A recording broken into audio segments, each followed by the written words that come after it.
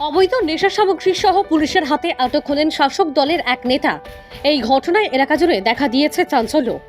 রাজ্যে বিজেপি সরকার প্রতিষ্ঠিত হওয়ার পর থেকে নেশামুক্ত ত্রিপুরা স্লোগান দিয়ে চলেছেন, আর দলেরই নেতা সুযোগ বুঝে নেশার কারবার চালিয়ে যাচ্ছেন।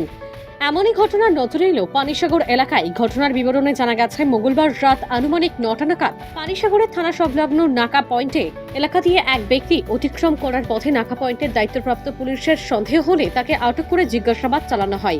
তার কথাবার্তায় অসংলগ্নতা দেখা দিলে তাকে তল্লাশি চালিয়ে তার কাছ থেকে 2000 ইয়াবা ট্যাবলেট উদ্ধার করা হয়। আটককৃত ব্যক্তির নাম ইকবাল আহমেদ। তার বাড়ি কদমতলা থানাধীন কুর্তির মধ্যরাজনগর এলাকায়।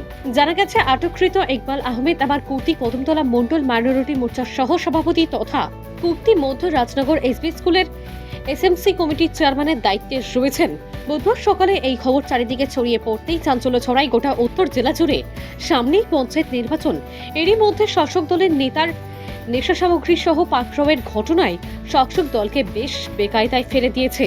বুধবার দুপুরে আটককৃত নেশা কারবারি ইকবাল আহমেদকে ধর্মনগর জেলা দায়রা আদালতে পাঠিয়ে রিমান্ডের আবেদন করলে আদালত তাকে দুদিনের পুলিশ রিমান্ডে পাঠাবার আদেশ দেন। গতকাল 9/7/2024 রাত্র অনুমান 9টা নাগাদ আমাদের sub inspector SI Jitendra Tripura এবং স্টাফ পানিসাগর নাকাতে ডিউটি অবস্থায় একজন লোক সন্দিগ্ধ অবস্থায় দেখতে পাচ্ছে যে কুমারঘাটের দিকে যাচ্ছে।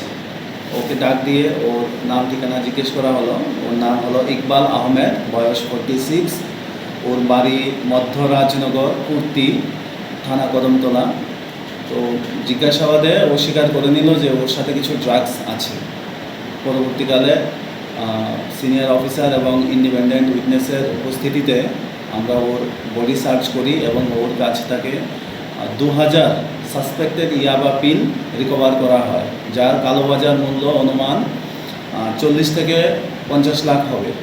পরবর্তীকালে এগুলোকে আমরা সিজ করি এবং ওই লোকটাকে ডিটেইন করে থানায় আনা হয়।